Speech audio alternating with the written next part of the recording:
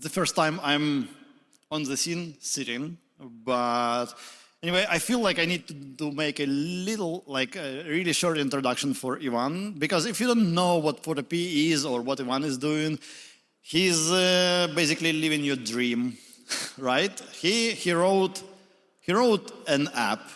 That app is wildly successful, like lots of, wildly, I mean, compared to your side projects, right? And he's making lots of money, doing stuff he loves, doing when he wants to, and not doing it when he doesn't want to, right? So this is like the most interesting job in the world, I guess. Like, you can do whatever you want. Of course, sometimes it's hard, right? How do you find motivation to continue working on Photopea? Hello, guys. Thank you very much. So I've been working on Photopea for 13 years now. So this year it's 13 years since the first release, and I think I still feel the motivation because I still see people who are new, who have never heard of it, and they come, start using it, start asking questions, and I'm just motivated by these new users who need help or need new features, need some updates. So I think my users are the biggest motivation for me. I mean, I'm not sure I want to continue to talk about motivation because this is, how do you say that? You basically live in my dream, right? You are working on the product you love for how many you want. But anyway, I'm feeling like we should be like a tech conference, right? It says right there. So do you want to dive in tech? How does Photopea work? Is it PVA, not PVA? What's going on with that? What's its technology? What is technology stack? Yeah, so maybe I should start with that. So Photopea right now, it's a website, photopea.com. If you open it on any device, even on phones, tablets, you will see a photo editor. And that's how it has worked for a long time, actually since the beginning. And this has always been something that I loved. I always loved websites, web technology, and I was really excited about it. So when I was thinking about making some photo editing app or basically anything, I was always thinking in terms of web app. So back in 2012, 2013, that was a way to go for me. And I did not talk much about what I'm doing because maybe in 2010, 2012, it will be a little shocking that somebody's making a web app and expects it to compete with some huge software companies. And but I was just working on it somehow and hoping it will work at some point.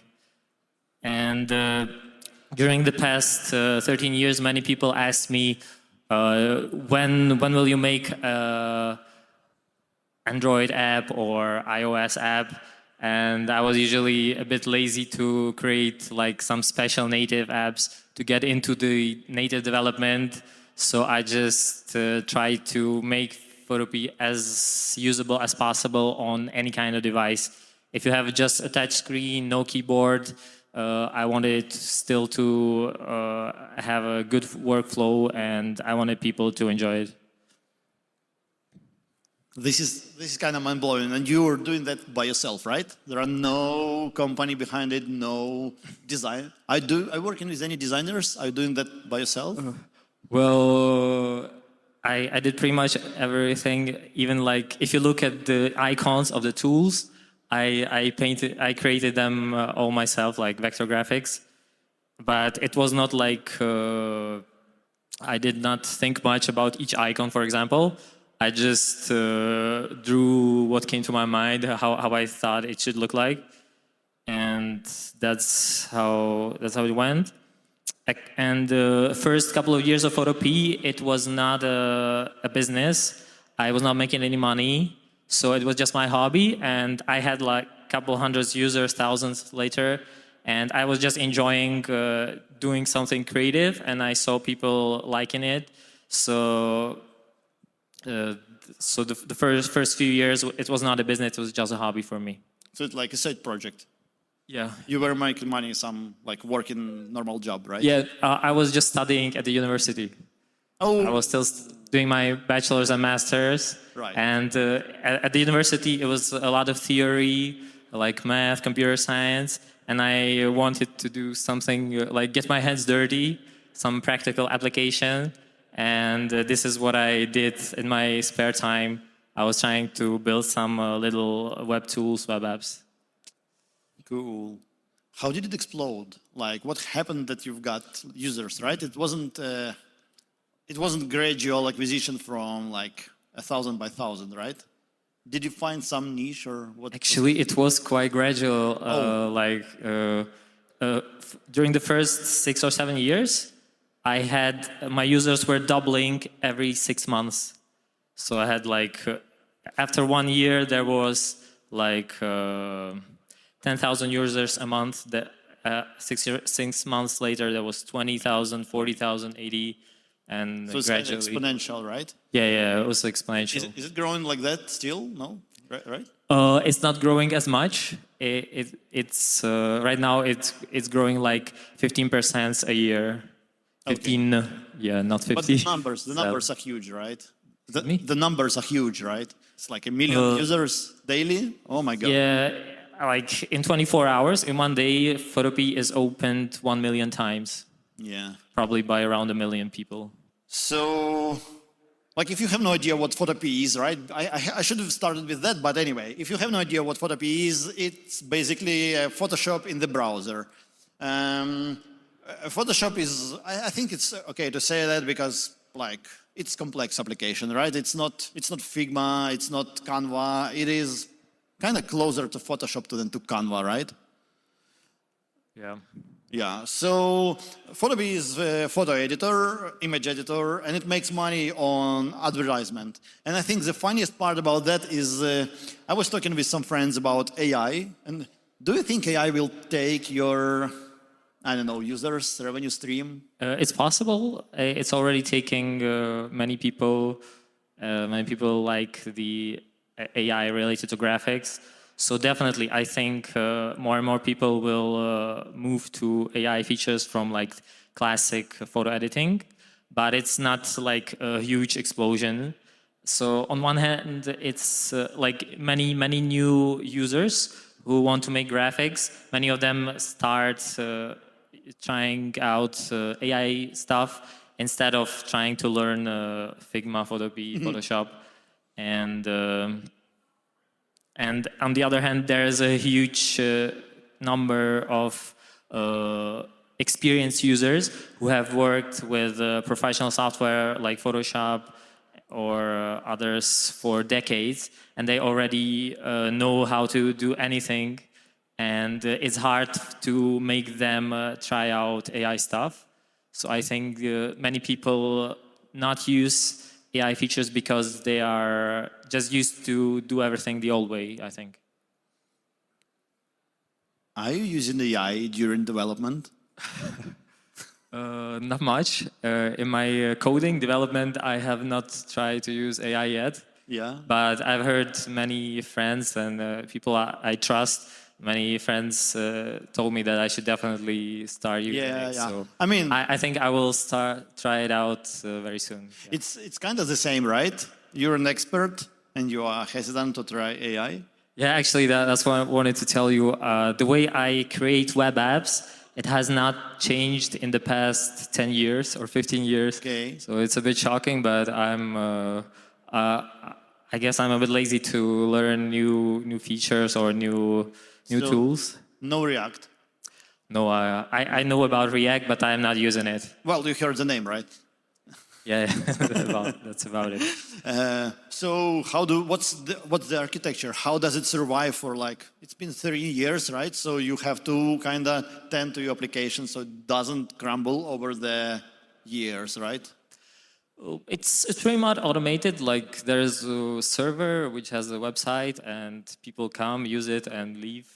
I mean, So it does not require that much maintenance, I would say. yeah, but the biggest, the maintenance, I mean, on your web app, right, on the JavaScript part, most of your complexity is in JavaScript part, right? Yeah. And so you have to architect in a way that it doesn't, like, it allows you for gradual improvement and, I mean, so you don't, if the code base would be in a state where you don't really want to touch it anymore, that would be kind of disaster, right? Yeah, actually, there's one thing which I think is maybe I learned in the past that whenever I write code, I always keep in mind that at some point, maybe in a month, in a year, in 10 years, it will be me who will have to come back to that code and look into it and dig into it and change something. So I always have to think about writing my code in a nice way so that next time when I come back, I'm not like surprised or scared by it. But it's a bit different to if you compare it to when I had some job for some client, creating something. I was just trying to create a code which works, even if it was ugly, even if it was hard to modify in the future. I just wanted to get the job done and send it to the client. But in this case, it's totally different. I always have to keep in mind that at some point I will definitely come back to it, and I will have to fix bugs in that code. So it's kind of like you're living that joke that the person who will come to fix the bugs is a psychopath and knows where you live, right? What do you mean? The person who fixes your bugs Yeah. is a psychopath and knows where you live because that's you, right? Yeah, and you're it's kind of like. so. There's nobody else to do it for me. I'm sorry, it's kind of hard sometimes to hear each other because we've got so. There's a many, bit echo. Yeah, we've got so much echo that it's kind of, I don't know, sometimes weird. So, but anyway, you've got no frameworks, no nothing, right? It's just. Well, I created over the years. I created my own like frameworks for UI and stuff. So I gradually created it, developed it exactly tailored for my use case. So For your taste. For your taste, basically. yeah, yeah. Right? I mean, it's you yourself, so you know how that stuff works, and you don't need to like have another person reach into your mind and figure out whatever you were thinking when you created the abomination, right? Actually, I don't know if we can do that, but if we can organize like some questions from the audience, you are really welcome to ask them, I guess. But I've been thinking, so you have this huge GS application, and the backend part is kind of small, right? Is it also GS, the backend part? The server? Yeah, the server part. Actually, it's the whole Photopea is just like 1 megabyte of data. It's JavaScript. Mostly it's JavaScript files, and it's all compressed when you load the website. So it opens very fast. It contains everything. Every feature are downloaded right when you load it for the first time. So it's very, actually, I built it in a way to make it very simple, and it's not like separated on many different places like server-side stuff and so on. It's kind of putting all the people who are writing admin applications in React and Angular to shame, right? They've got their applications that kind of like 5 megabytes compressed JavaScript. And now you've got a whole image editing application that is a megabyte. Actually, I spent a lot of time trying to optimize it. So I remember I spent 3 days trying to make the code base 20 kilobytes smaller because if you know, in Google search, you get better results. You get to the top if your web page is small. So I was trying to make it as small as possible, so that Google puts me forward. So yeah, there used to be cases when I spent a couple of days just to make it 5-10% smaller. You kind of can make a site that doesn't contain the whole application, and then it's going to be very small, right?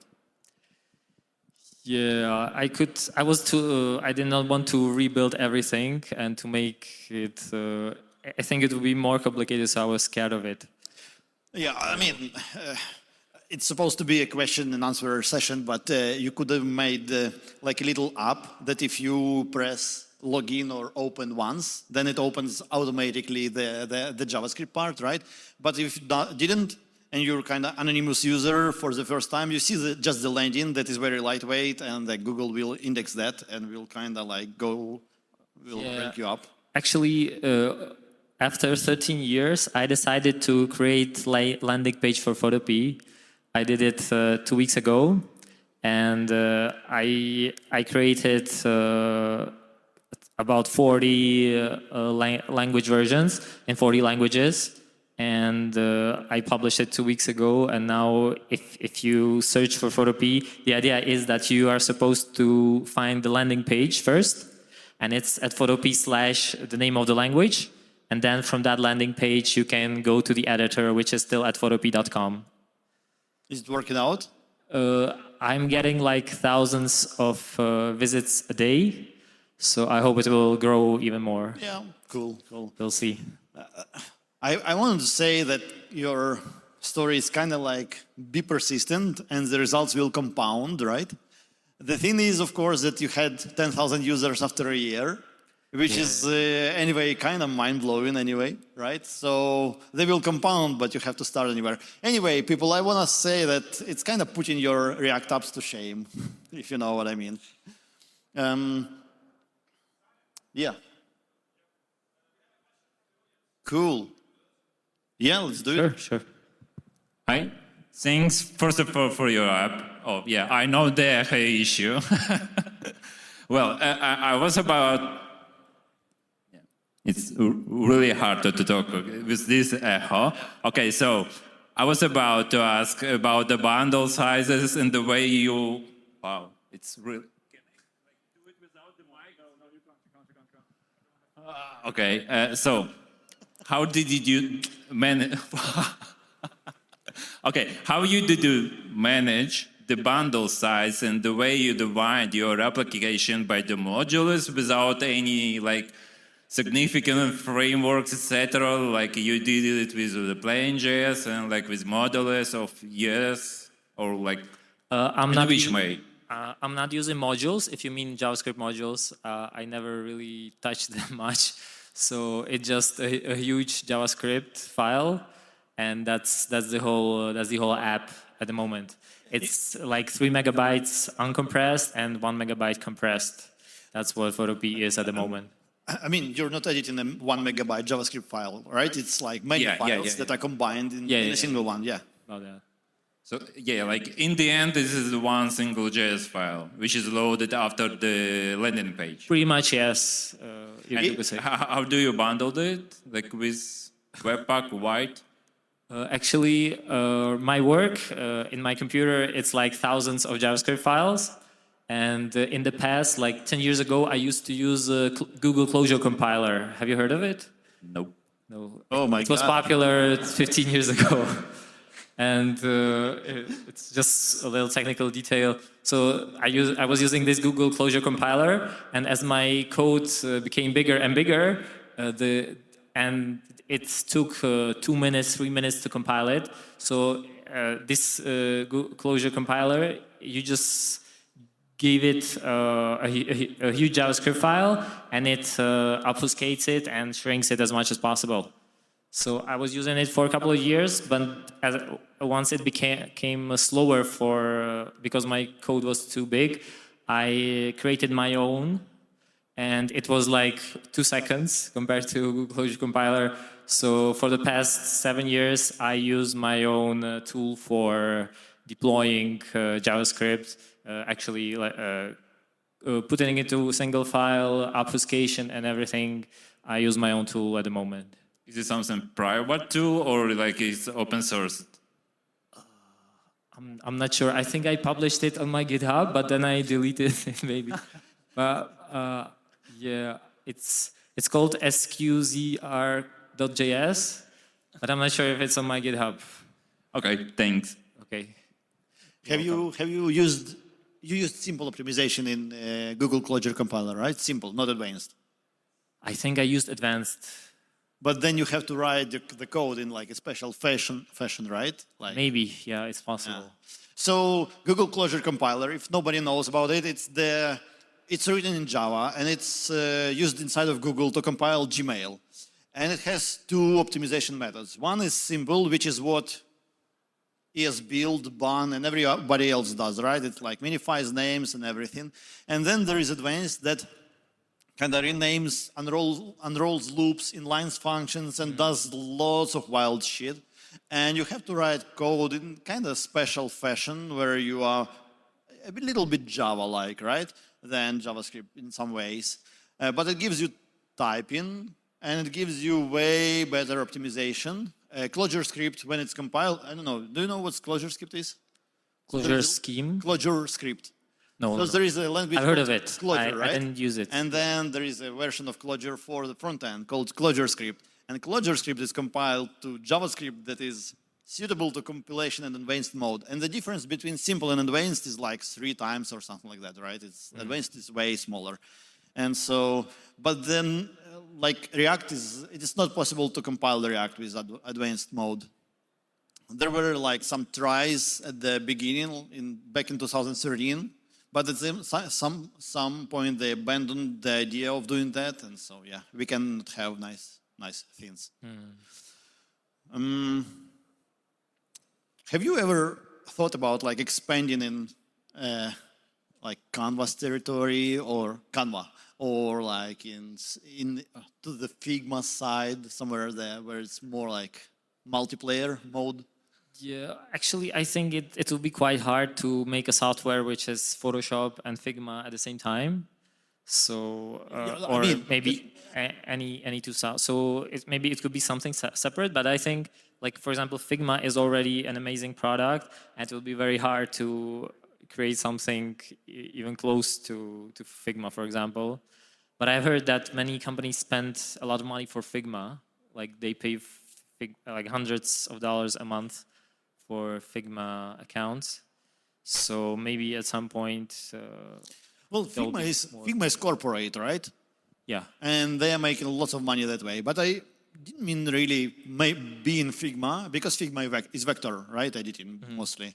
I'm more like multiplayer stuff, right? A few people editing the same thingy. Well, I think many people told me about this multiplayer feature of Figma, but it always sounded complicated to me. Like there's some network communication, live updates, and I think the main file should be located at the server so that it can be modified by several users. And at the moment, so just to tell you how Photopea works, it opens files from your computer. While you're editing, they stay at your computer, and then you can save them back to your computer. If your computer crashes while you're working, then your work is probably lost. And it's a big difference between probably other services because most of them stores your work on server. And in my case, it's local. But on the other hand, you can open, if you have like a Photoshop file which is 500 megabytes in size, you can open it in Photopea in 2 seconds and work on it. It does not require uploads, downloads, and stuff. And there is actually a backup mechanism in Photopea right now. So if your computer crashes, your work will probably be saved. It will not be lost at the moment. But again, it's everything is client side. It's not on the server.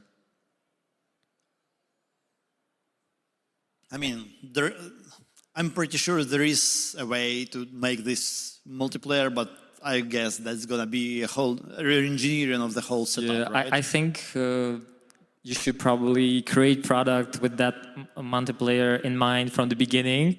Once it's already done, I think it's quite hard to remake it into multiplayer. I mean, we can dream, right? You can do WebRTC and then send peer-to-peer files over WebRTC to other people, like serialized state and send to other That clients. already scares me. Yeah. What you say. And so after you've synchronized state, you kind of like send a message about that, right? And then you go through CRDTs on the same WebRTC channel. CRDTs is like a distributed data structure that is amenable by a few people at the time, right? And so in theory, like that's how it could work. In practice, I think it's gonna be really, really freaking hard. Yeah, I think I should maybe do it for a separate new product in the future. But it's to dig into. I really don't want to dig into Photopea and to remake it from the ground up. Yeah, that's.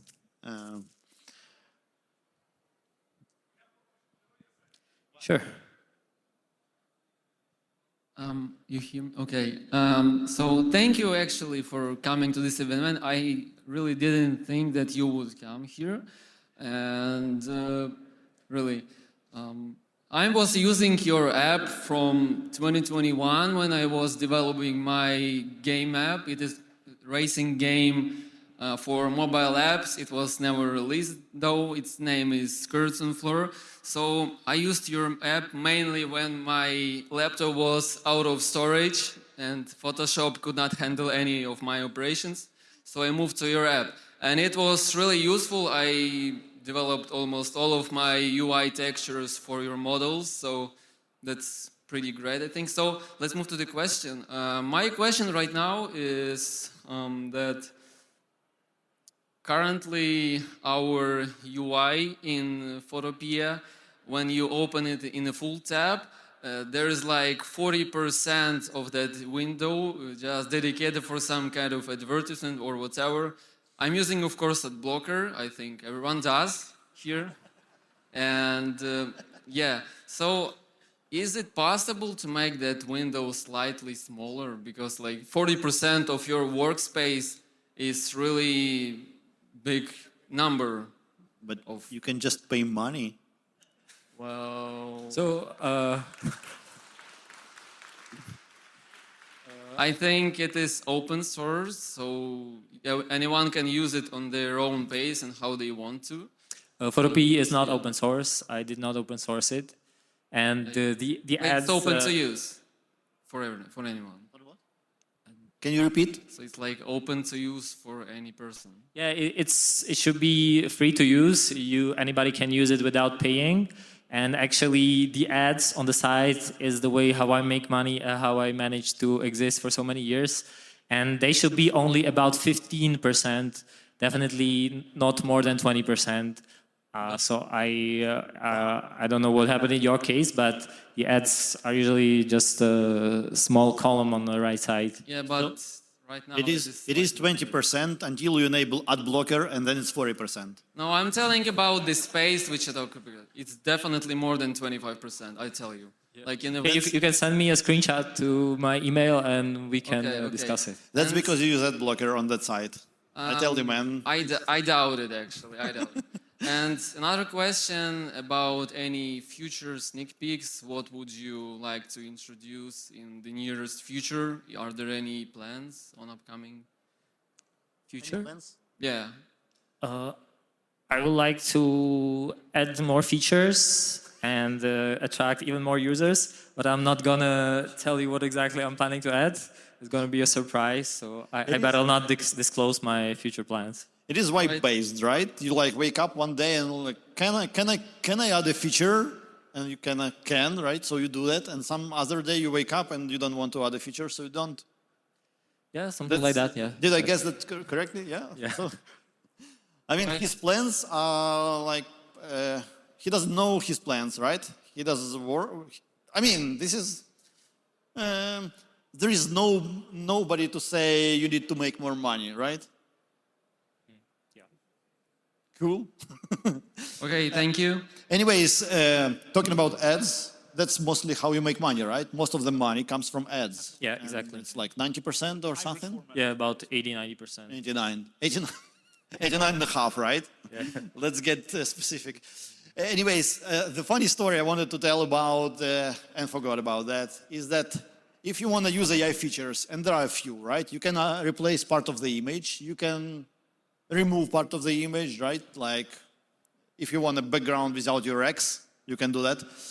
And so, but that stuff costs money, right? So to kind of use that, you have to watch the video. Right? You tried it, right? It sounds like you tried. Yeah. So No, actually, I just I was watching your interview, right? Yeah. And then I had to try it because. okay.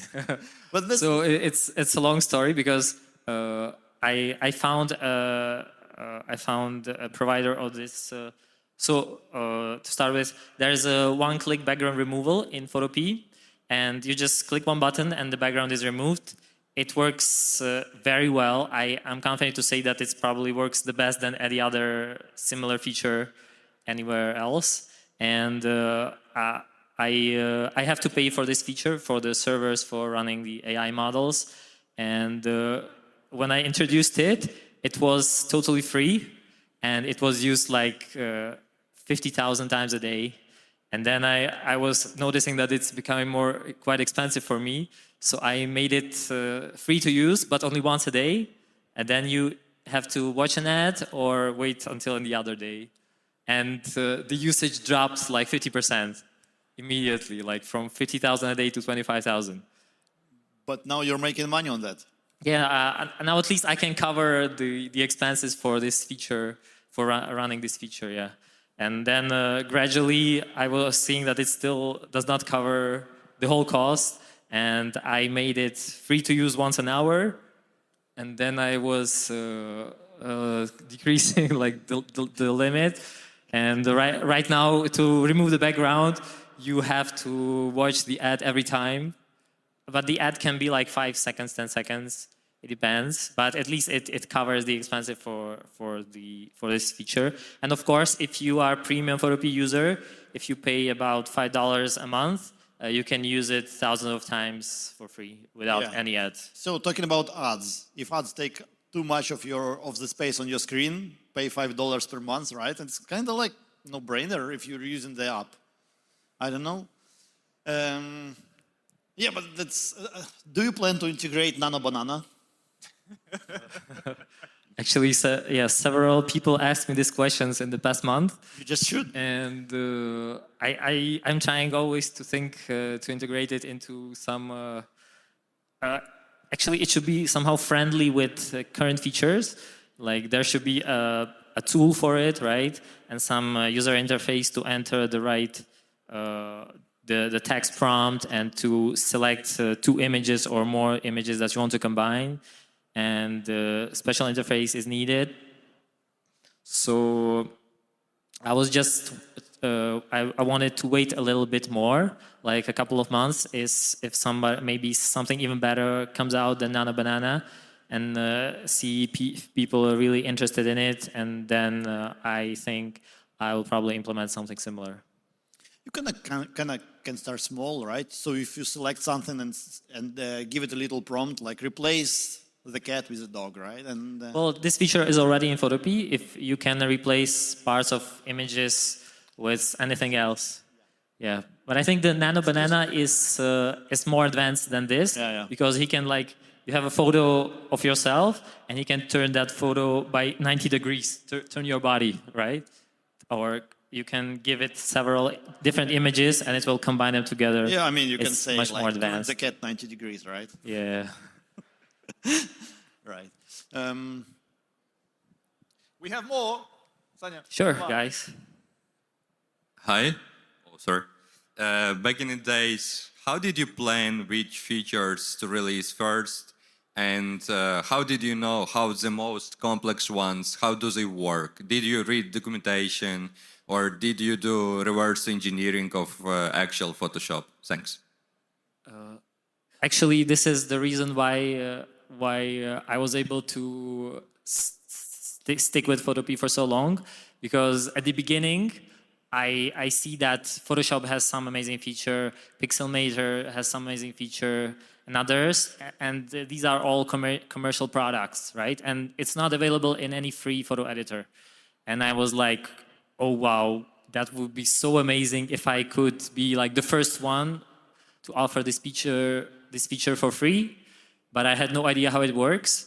So there were like tens of cases like this when I had no idea how it works and I had to do some research. I tried to Google all kinds of algorithms. I was reading like scientific papers, and I was just getting into some specific subject of computer graphics to discover it, and it was usually very exciting for me, and I really enjoyed going deep and learning about all these algorithms.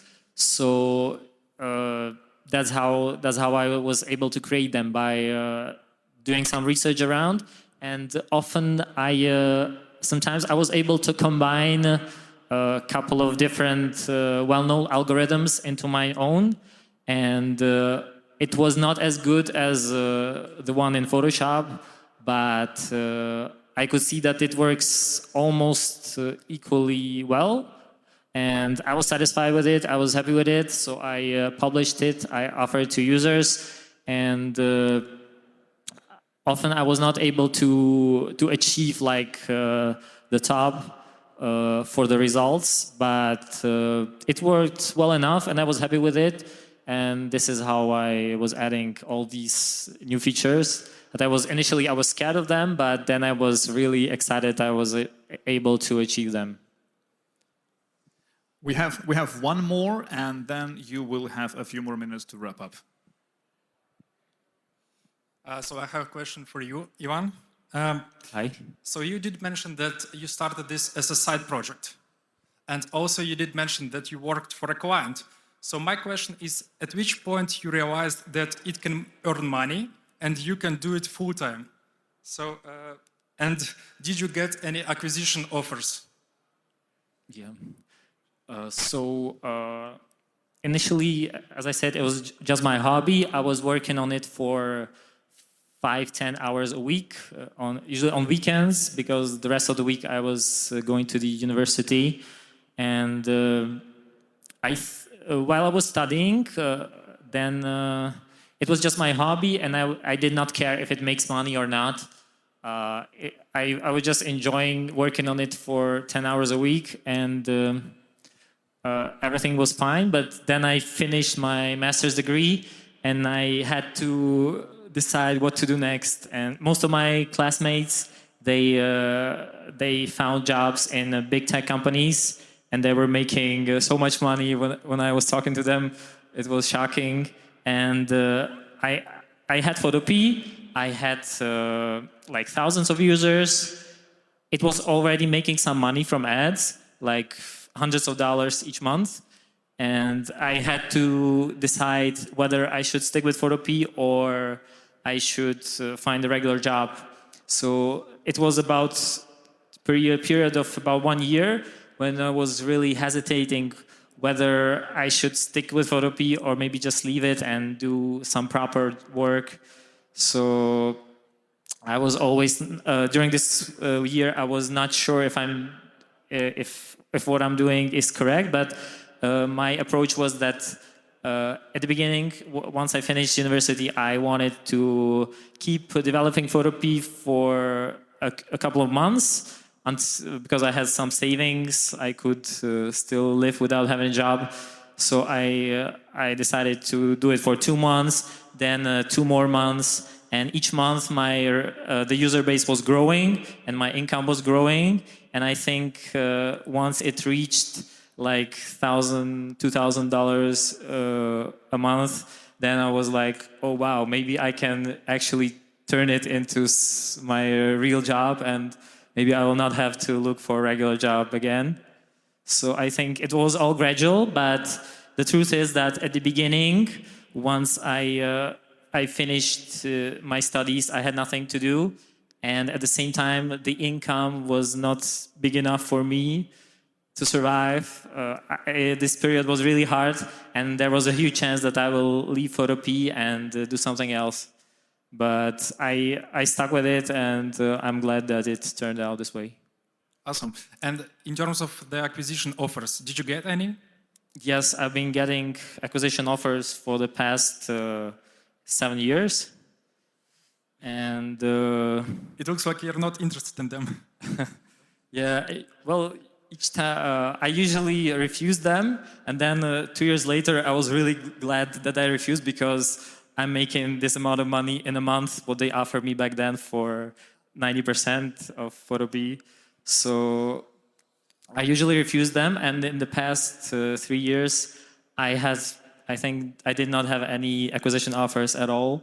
So I think I have a hypothesis that these people probably told each other that I'm not going to sell, so they are not interested anymore, and they're just leaving it be.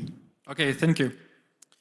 You're welcome. What does this what does this story teaches us, right? If you make right decisions, it's gonna be good. So you just have to make the right decisions. You have to be correct. That's the way to live, right? Yeah, well, you have to trust your guts. If you feel like you're onto something and it's growing, then it can be a very good idea to stick with it and to give it a bit more of energy. And even if it doesn't work at the end, you can be happy that you at least tried it, and because otherwise you could be for the rest of your life you will be sad about not trying it, right? Yeah. So I feel a bit weird about that, but I wanna advertise my talk tomorrow because I'm gonna talk a little bit about how to be more like Ivan. Because as you know, those who can do, but those who can't teach. So come to my talk. I'm gonna teach you.